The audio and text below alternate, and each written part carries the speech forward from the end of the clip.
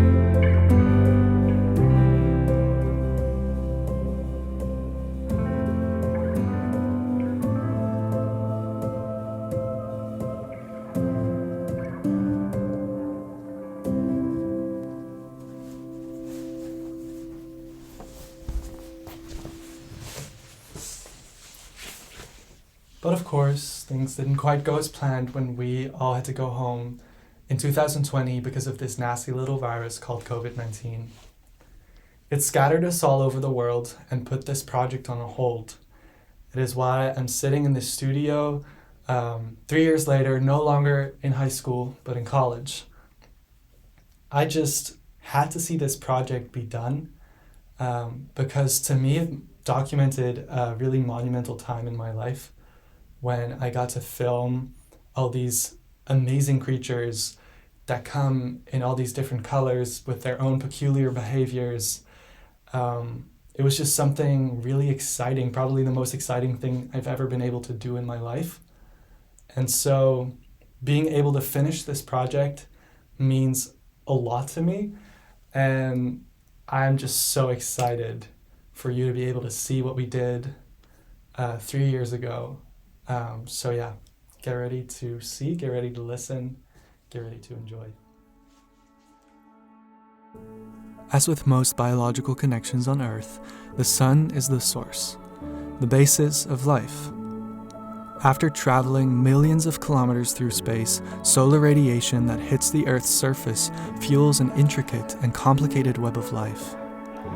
Our planet happens to be located in exactly the right spot at exactly the right distance from the sun in a place called the Goldilocks zone. It is in that zone that our planet is not too cold and not too warm, so that radiation from the sun is able to support ecosystems with organisms as colossal as humpback whales, to some as tiny as grains of sand, zooplankton.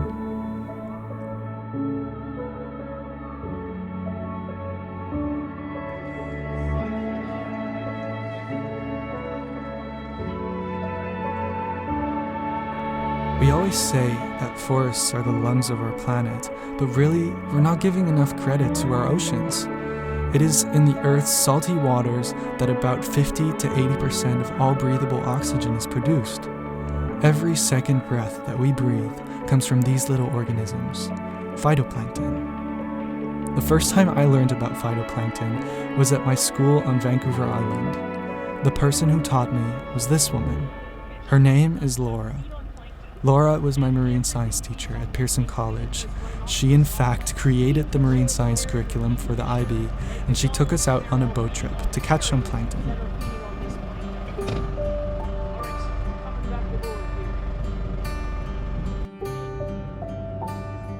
So very generally, zooplankton then are the animal plankton, and they're non-photosynthetic drifters that are living in the water column.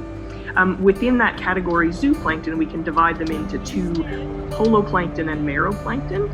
Holoplankton spend their whole life in the plankton. So those would be things like comb jellies, jellyfish, arrowworms, copepods. But the other group of zooplankton specifically are the meroplankton. And these are examples of organisms who metamorphose into something after spending part of their life in the plankton. So they would drift around as a larval form and then metamorphose either into a strong swimmer like a fish or something that lives benthically on the sea floor. Examples of meroplankton would be sea cucumbers, sea urchins, and of course the sunflower star, Pycnopodia. With 24 to 28 arms and up to 1 meter in diameter, the sunflower sea star is one of the most extraordinary predators off the coast of British Columbia. Situated below the intertidal zone, these sea stars hunt for sea urchins, clams, crabs, snails, and other small crustaceans. Using all their 15,000 tube feet, these vicious predators can move at a speed of 1 meter a minute. That they use to push off the bottom with and propel themselves away from the predator. Whoa!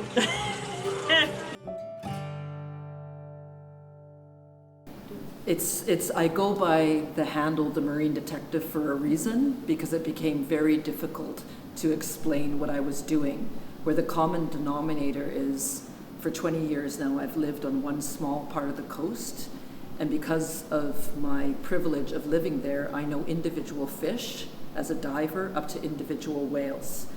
And for me, I hope saying I'm the marine detective has the education role locked into it, but also the right humility. I don't know everything. Known as the marine detective, Jackie Hildring has been a coastal resident for over 20 years now.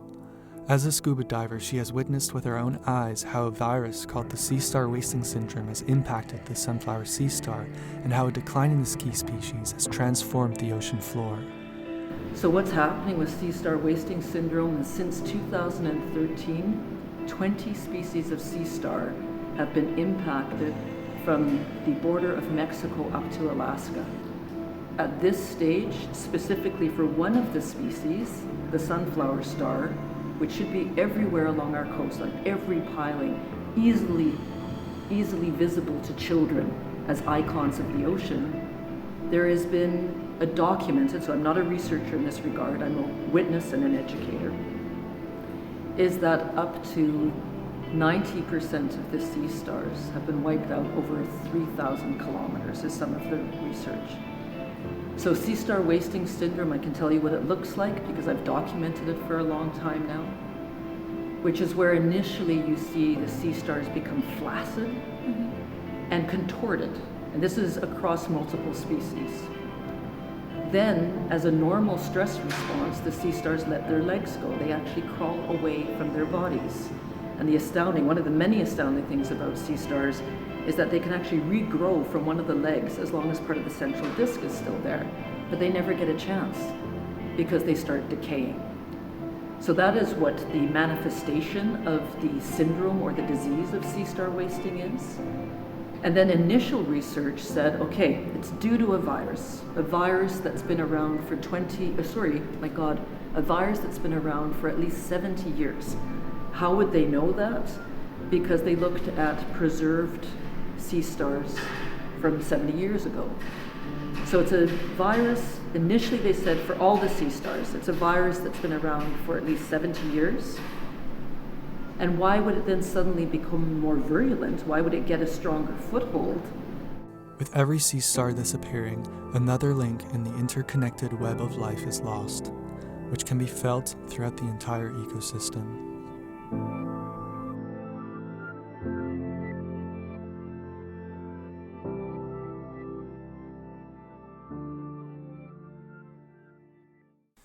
Now, the word forest may remind you of a dense collection of plants forming a canopy, or of songbirds singing out loud.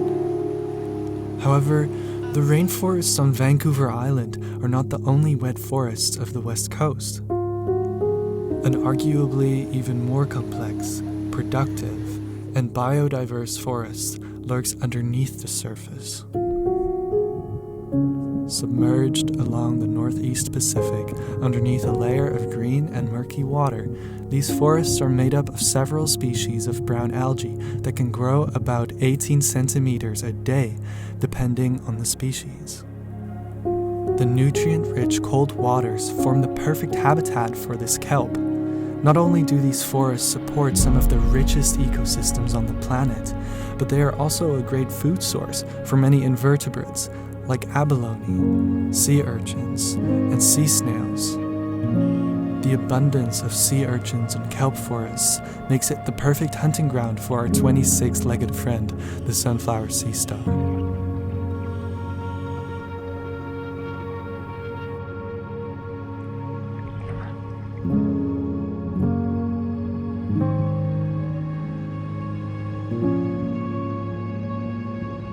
So the role of sunflower stars isn't different than the role of sea otters within the marine ecosystem. Sunflower stars are serious predators. They eat urchins, and urchins eat kelp. And a reduction in kelp is not a good thing. The kelp forests, they are habitats. It's estimated for more than 700 species, including juvenile salmon. The kelp forests are significant oxygen producers. Kelp forests buffer carbon dioxide, and kelp forests are the bottom of the food web as well as producers. So kelp forests are incredibly important, and for so many people, there's not the understanding of how sea stars, sunflower stars specifically, could be related to kelp forests. Less sunflower stars, more urchins, more mowing down of kelp forests, less habitat, less food, less oxygen production, less carbon dioxide buffering. Without sea stars, sea urchins are basically unrestricted in how much kelp they can consume. They totally decimate the kelp forests and transform the sea floor into a barren desert of sea urchins. Today, they are so numerous that in some places, the sea floor is hardly even visible anymore.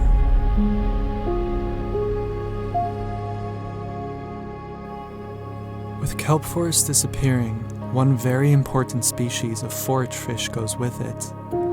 These shiny little fish are fascinating creatures. In schools, herring populate the shallow waters off the coast of Vancouver Island, forming swarms of shimmering fish. They may be small, but their vast numbers make them an abundant food source for many bigger marine animals. Creatures like seabirds, humpback whales, sea lions, seals, orcas, and salmon all feed on herring. Herring lay their eggs in kelp forests, but since the kelp has been overgrazed by sea urchins, herring have nowhere to lay their eggs anymore. This has hurt herring populations, and overfishing adds to the destruction. The consequences of this trophic cascade impact all living beings in the ecosystem, including people. Chief Russ Chips, head of the Beecher Bay First Nations, and his people are directly impacted by this crisis. I'm Russ Chips, Chief of Beecher Bay Band, Chiana. We're called the Salmon People. We live out here in East Sioux, gets on the southern tip of Vancouver Island. It's a mixture of Coast Salish, some Newfoundland, and Clallam people, because we're kind of from all over. I'm actually been living here all my life. I'm 53 now, and I've been raised Coast Salish, but my father was born Newfoundland up in Cayuga at the top of the island. With herring declines, a food source for salmon becomes scarcer. Chief Russ Chips and his people are impacted by a resulting reduction in salmon on multiple levels. We're impacted economically right off the bat because we run a sports fishing marina, and up until a few years ago, it was our main economic base of what we do out here, how we got our money or our economic development. We've changed it since then, but it was our main source of catch.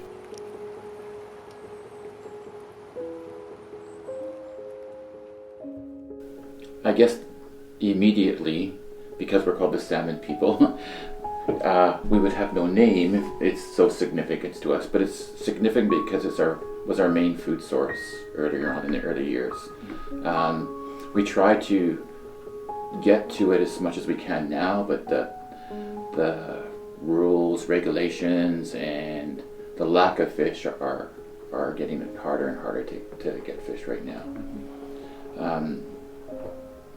I remember being younger and not so hard to maybe when I was younger, we didn't have a lot of money.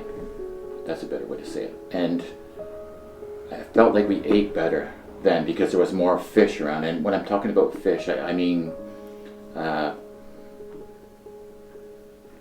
just salmon, mussels, clams, octopus, all the food sources out in the ocean. Like it's when the tide goes down, the table's set.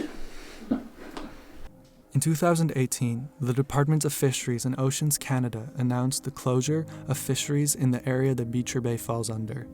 This was a violation of one of the Douglas Treaties, which was signed in 1850 between white settlers and 15 First Nations around what is now considered Victoria, British Columbia. Under this treaty, Indigenous people are free to hunt and fish in their own territories. We wanted to go out and force our way through the waters and just go fishing, angrily, but we called the fisheries people and told them that we're not going to put up with this. It's our resource. If you don't know how to manage it, that's your issue. Let us participate in the management, but no way have we ever gone to court saying that we couldn't fish anymore. So we did end up not fishing for a little while. There was a couple weeks of undetermination, but the local fishery people were easy to talk to and easy to work with. We got ourselves through that. It was not good. I was angry. Like, you can't just stop fishing one day. Like I said, we're Chiana, the salmon people, and they basically said, yeah, for like 2 months you're not going to be salmon people. Like, how's that happen? That's not right. The salmon people and First Nations across Canada have lived on these lands since time immemorial. However, the Canadian government continuously undermines Indigenous sovereignty. At land back gatherings, the words "reconciliation is dead" are often spoken. Those words refer to the lack of trust that has developed throughout continuous hypocrisy and token gestures from the Canadian settler government.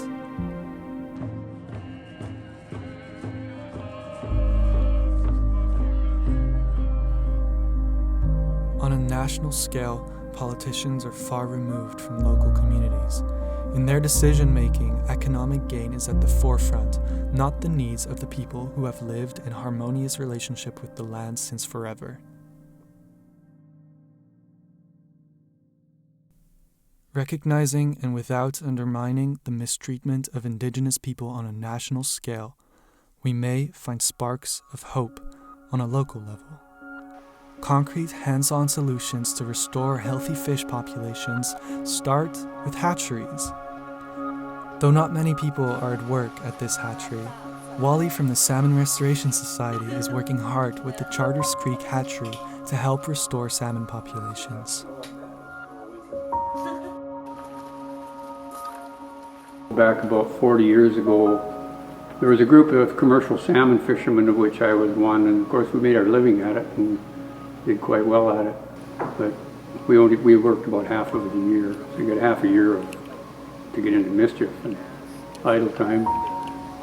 So we got together and started working on Salmon Street. What can we do? Because it's our living, we should try and make sure we can still make a living at it years from now. And so there was a local fishery officer called Jack Brooks, a fellow that he was very dedicated. So in his walking around the streams, he's taking fish counts of the returning salmon over the years. He realized they were starting to diminish. So we started thinking about what we could do. Well, the first thought was some in-stream works, put some dams in for summer water release. The first one was a hatchery. I think we'll go back close to 30 years ago. I think for 1 year they had something like 8 Chinook salmon return for that particular year. Now that's almost at extinction levels. It takes, if you think from a spawning salmon, if you get a 1% return, 8 Chinook, you don't have to be a genius to figure out that nothing's going to come back from that, or likely not. So they thought that we need to do something immediately. So the first thought was, let's do a hatchery. So we built this little hatchery, and just a little mom and pop operation and volunteers, and took some brood stock the first year. I can't remember how many we took, but there was a better return the next year. Took some brood stock, harvested the eggs, released the fry, and wasn't a noticeable improvement, but over the years it started to improve better and better and better. And this is both Chinook and coho.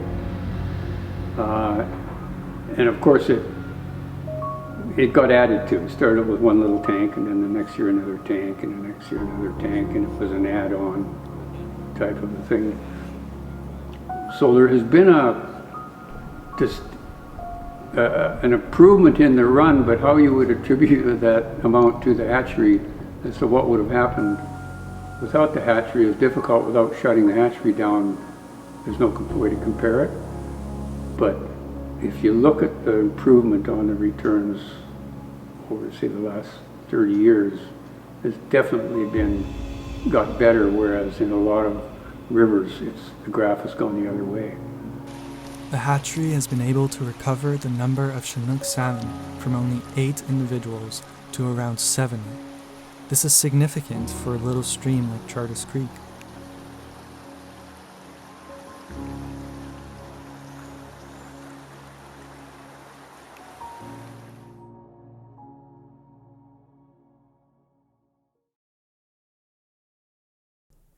From the sunflower sea star, to the sea urchin, to the kelp forests, herring and salmon, and finally humans, everything is connected. But even with all these connections, most of humanity gets so caught up in our artificial realities of concrete jungles that we live under the illusion that we are disconnected from the natural world. It disables us from feeling a part of the web of life that connects every single living thing on this planet. We often see ourselves as superior, but trust me, when you see a sea lion coming at you, jaws wide open, you don't feel so superior. Every living thing on the planet has evolved perfectly in its own way, but somehow we make ourselves believe that our intelligence gives us the right to exploit and steal the natural world's resources. Resources with which we have created systems that value the production of useless materials over a livable planet.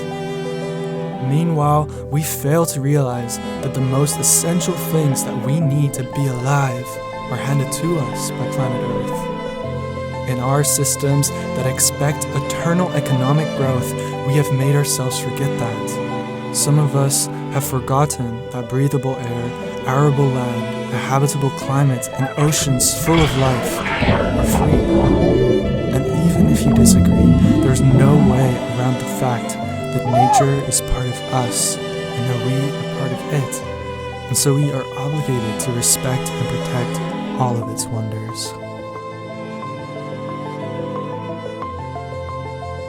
And it is like the sunflower stars. God, they're freaking magnificent. Yeah, they're up to 1 meter across. And we arrogant, like bony animals think like, it's just like an invertebrate. Why do I have that accent? But yeah, but it's just an invertebrate. Wait, what? They can lose limbs and regenerate them. They have eye spots at the end of every one of their 24 to 28 arms. Yeah, they are such serious predators that as they move along, if they touch swimming scallops, scallops have evolved to then clap their shells to get the heck out of the way. Yeah, they touch a cockle and out comes the foot of that clam species to bolt away. And I know it sounds insane, but urchins even run away from them. Yeah, so the things that I learned as a diver, I will one day get the footage of this, but a sunflower star was coming along, and they're fast, like they're faster than your average grade 8 student in gym class. Like they can go these incredible speeds. And then touching the urchin actually catapulted on its spines and fell off an edge, which gives it a head start because the sunflower star's got to come. But we humans, we don't think like that. Oh, it's just like a sea star, who cares? No, they are as important as major predators within the ocean food web as are sea otters, as are orca, who are exerting as top-level predators, pressured on the evolution and survival of everything below them. So these things, again, the analogy of this being a hairball, it's a hairball of, oh, it's just an invertebrate, oh, it doesn't matter, I can't see it, it's in the ocean. Yeah, oh, it doesn't matter because sea stars aren't important. And that's that disconnected thinking. I think that's at the absolute heart of this, is disconnect. Absence of precaution, absence of laying the connections. Like, no, this isn't an additional environmental problem. It is another symptom of the same disease, of not understanding that we really do need to deal with making sure that our environment doesn't change too much.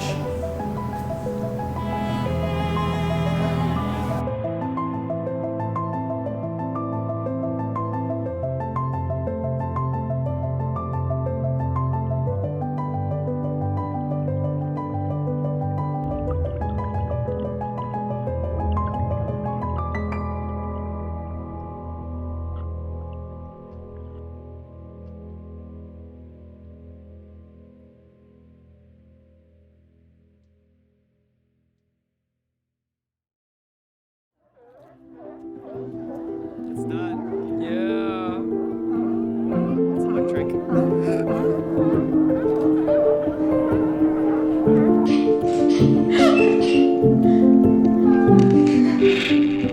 You're so foolish, me?